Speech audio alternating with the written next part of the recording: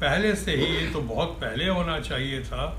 और मैं चंद लोगों में से हूँ जो आज पार्लियामेंट में हूँ, और पार्लियामेंट में नहीं था तब से मैं लोगों को पता है कि मैं एंटी टोबैको कैंपेन, मुझे लगता है तंबाकू सेवन सिर्फ आपके और आपके परिवार के लिए नहीं, बल्कि देश की इकोनॉमी के लिए भी और आपके आसपास जो लोग रहते हैं उनके लिए भी बहुत ही घातक है।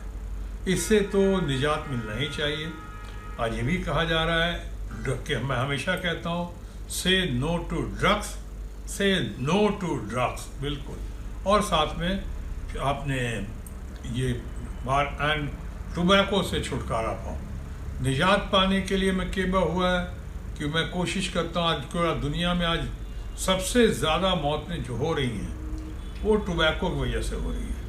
उसमें हार्ट का मामला आता है, उसमें आपको कैंसर का मामला आता है, उसमें आपको जितना आप पीते हैं या खाते हैं सिगरेट, तंबाकू, च्यूइंग टोबैको, ये सब करते हैं आप, गुटखा हो, खैनी हो, जर्दा हो, सिगरेट हो, बीड़ी हो, इन हुक्का हो, इन चीज़ों से आपको बहुत तकलीफ है। दुनिया में सबसे ज़्यादा मौत अगर किसी चीज़ से होती है तंबाकू रिलेटेड डिजीज़ से होती है, ये जानना बहुत ज़रूरी है। और आज नशा के बारे में कह रहे हैं, नशा को दूसरा भाग ये ड्रग्स के बारे में कहा जाए तो ड्रग्स जो है सोसाइटी को बर्बाद कर रहा है, ना सिर्फ पंजाब, महाराष्ट्र और जगह जगह पर अभी बहुत, लेकिन अभी भी अलार्मिंग स्टेज में नहीं है।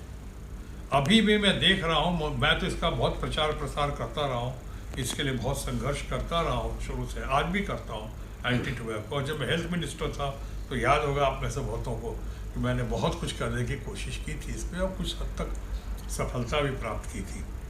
सो ये जो है प्रधानमंत्री या पीएमओ का ये संदेश आया है या उपदेश आया है जो आज, वो सराहनीय है, प्रशंसनीय है, ठीक है, देर से आया है, लेकिन हम सबको, सरकार को और समाज को इस मामले में भी आगे बढ़ना चाहिए। साथ साथ यही कहने से काम नहीं चलेगा कि से नो टू ड्रग्स, से नो, बिल्कुल हर हालत में, हर कीमत पे आप तंबाकू मुक्त जीवन हासिल करें, बिल्कुल तंबाकू से दूर रहें, चाहे च्यूइंग टोबैको हो, चाहे स्मोकिंग का मामला हो, कोई भी टोबैको वो आपको, यहाँ तक आप सुन लीजिए, बहुत सारे लोग, जो मैं कैंसर की बात थोड़ी देर पहले कर रहा था, कि अगर कई लोगों का मानना है कि अगर आप तंबाकू सिर्फ छोड़ दें अपने जीवन से, खाना और पीना, तो 50% कैंसर का चांस ऐसे ही कम हो जाता है, ख़त्म हो जाता है, 50%। तो आप सोचिए कितना घातक है ये समाज के लिए और आपके लिए और आपके परिवार के लिए। तो ये दूर रहना चाहिए, सही बात है। नशा मुक्त भारत करने की कोशिश कर रहे हैं, उस नशा में ये भी आ जाएगा, टोबैको का नशा भी आ जाएगा,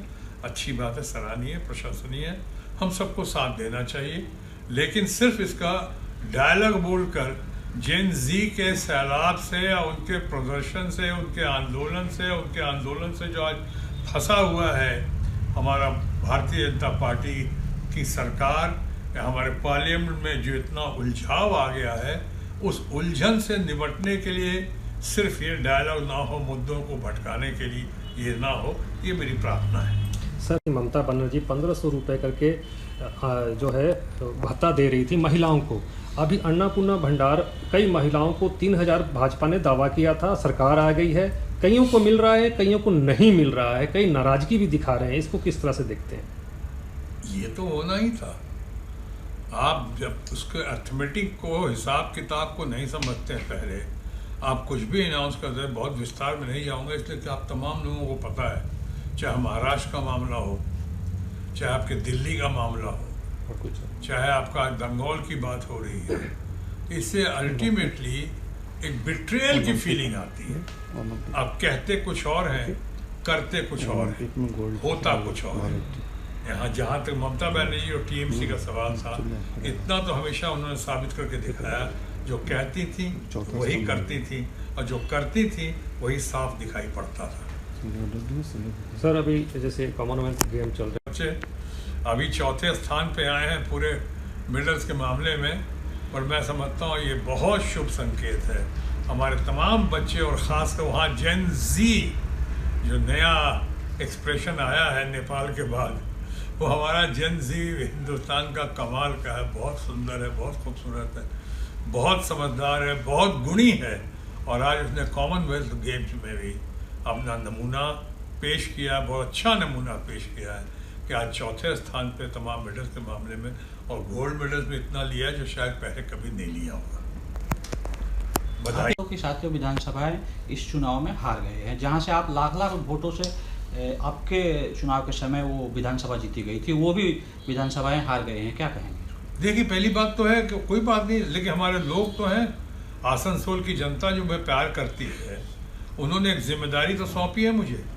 मैं यहाँ पे रिकॉर्ड मतों से जीत के आने वाला एमपी हूँ, उनके आशीर्वाद से, आसनसोल और बंगाल की जनता के आशीर्वाद से। और इसमें तमाम लोग हैं, हमारे बिहार के लोग हैं, झारखंड के हैं, उड़ीसा के हैं, मध्य प्रदेश के हैं, महाराष्ट्र के हैं, पंजाब के हैं, पूरे हिंदुस्तान के लोग। ये आसनसोल तो मिनी हिंदुस्तान है, सिटी ऑफ ब्रदरहुड है। यहाँ पे भाईचारा है, सर्वधर्म समभाव है। सर्वधर्म समभाव से लैश हमारे तमाम लोगों ने हमें मदद की, हमारा समर्थन दिया, तो जाहिर है उनकी हमसे कुछ अपेक्षाएं भी हैं। अभी तक हमारी पूरी कोशिश है कि मैं उनकी अपेक्षाओं पे खरा उतरूं, और अभी तक कुछ हद तक कामयाबी हुआ हूँ। मैं जब तक हूँ उनका एमपी, मैं अपनी ड्यूटी, मैं अपनी जिम्मेदारी निभाता रहूँगा।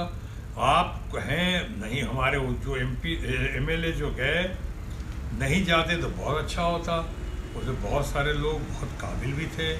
अब क्या वजह है उसमें, SIR का वजह है, हारे या हराए गए, अब उस पर अब इस वक्त नहीं कहूँगा। मैं इतना ही कहूँगा कि मैं यहाँ की जनता जनार्दन का, आसनसोल का बहुत ऋणी हूँ। इन लोगों ने मेरे खिलाफ ऐसी कोई बात नहीं की आज तक, क्योंकि मैंने उनके खिलाफ नहीं, हमेशा उनके पक्ष में ही बात की है, और हमेशा उनके पक्ष में ही समर्थन देने की भरपूर और योगदान देने की भरपूर कोशिश की है।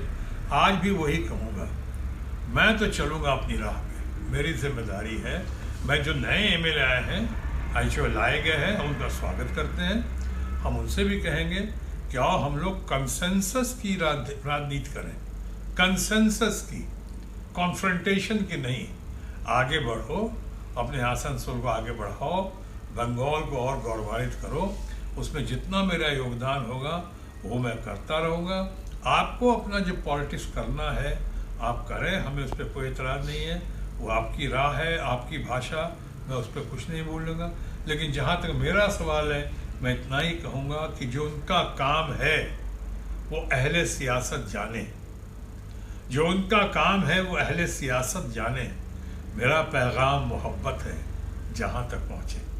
सर इसी आता रहता हूँ मैं, तो अभी भी हर बार आता रहा। मैंने कहा मुझे यहाँ की जनता से, यहाँ के लोगों से, या किसी पार्टी से, लोकल स्तर पे भी किसी पार्टी से मुझे कोई शिकायत नहीं है। उनके लोग भी जो हैं, उनके पार्टी मेंबर्स भी हैं, मुझे बहुत प्यार करते हैं, बहुत आदर देते हैं, गुरु बोलते हैं, भाई बोलते हैं, दादा बोलते हैं। हमें अच्छा लगता है उनका। आप और मुझे, इसलिए मैं महीने में 2, 3, 4 बार तो आता ही हूँ यहाँ पे। अभी शायद 10-15 दिन की देर हुई होगी। मैं जब गया था, महीने में तो आता, फिर आ गया, फिर आऊँगा। ये सिलसिला चलता रहेगा। सर आसनसोल आगे बढ़ो, हम तुम्हारे साथ हैं।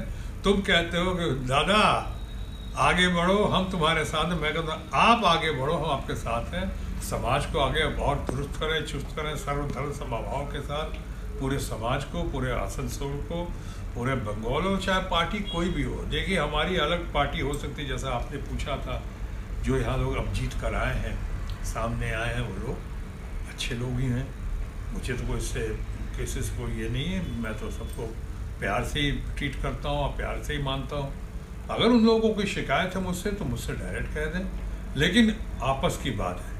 लेकिन हम जिस पार्टी के भी हों, हमारे ये मानना है कि अलग अलग पार्टी के भी हों, लेकिन हमारी विचारधारा क्या है? विचारधारा है डेवलपमेंट। यहाँ का डेवलपमेंट हो, विकास हो, जितना हो सके हम लोग जितना कंट्रीब्यूट कर सके कम ही होगा। और आज विकास हुआ है बहुत आसनसोल में, सड़कों के मामले में, स्वास्थ्य के मामले में, आप देखते हैं। बाकी यहाँ के अन्य बहुत सारे समस्याएं हैं, प्रॉब्लम्स हैं। जहाँ जहाँ होता है हम लड़ने भिड़ने की कोशिश करते हैं। उसी तरह ये लोग भी करेंगे, वो मिलजुल कर करेंगे आपस में। क्यों? मैं उनका एमपी हूँ, वो हमारे एमएलएज हैं। वेलकम। हम दोनों गले लगकर एक दूसरे के साथ मिलकर काम करें। एक आखिरी सवाल सर से भी, बहुत सारे तृणमूल के नेता जो चुनाव के बाद दीदी को छोड़ के चले गए, जैसे नरेंद्र चक्रवर्ती, विधान उपाध्याय, अभिजीत घटक, इन लोगों पे दीदी ने भरपूर भरोसा दिखाया था, इनको जगह भी दी थी और चुनाव के बाद ये छोड़ के चले गए, क्या कहेंगे इन लोगों को? देखिए, जो गए हैं उनके अच्छे लोग ही हैं, ऐसा नहीं है। अब कुछ या मजबूरी मैंने कहा, या कुछ डर, या कुछ ईडी सीबीआई का भय, या इस तरह का अचानक ऐसा रिजल्ट एक्सपेक्ट नहीं किया था कि अचानक ऐसा हुआ, उनके पॉइंट ऑफ व्यू से बोल रहा हूँ। मैं तो सारा जानते हैं, मेरी बहुत ज़्यादा लोगों से अभी मुलाकात भी नहीं हुई है। तो जो लोग छोड़ के गए हैं उनको भी हम कहेंगे गॉड ब्लेस, और जो डर के मजबूरी में गए हैं उनसे मैं कहूँगा कि आप अपने बच्चों को, अपने लोगों को ये बताना कि इस तरह से जाना कहाँ तक ठीक है। क्या कल वो आपके बच्चे ऐसा करेंगे? अच्छा लगेगा आपको? कल वो माँ बाप को छोड़ कर कहीं और चले जाएं, अच्छा लगेगा? जिस पार्टी से आए ये सोचना चाहिए। बाकी तो मैं कौन होता हूँ उनको उपदेश देने वाला? वो हमारे कलीग्स हैं, हमारे सहपाठी हैं, हमारे अपने लोग हैं और अच्छे लोग हैं। हमें भी बहुत लोगों ने कोशिश की तोड़ने की या दूसरी तरफ ले जाने की, बहुत कोशिश की, लेकिन मैं तो एक खुली किताब की तरह हूँ। मुझे तो ऐसा कोई डर, कोई प्रलोभन, वो मुझ पर रंग बहेगा नहीं।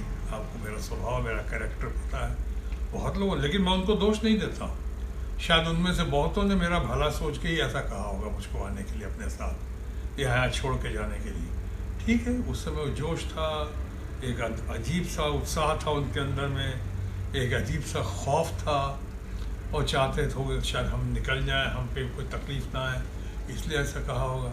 लेकिन हमने कहा कोई बात नहीं, मैं जहाँ था वहीं ठीक हूँ, और मैं हमेशा मानता हूँ और कहता हूँ, once a friend always a friend.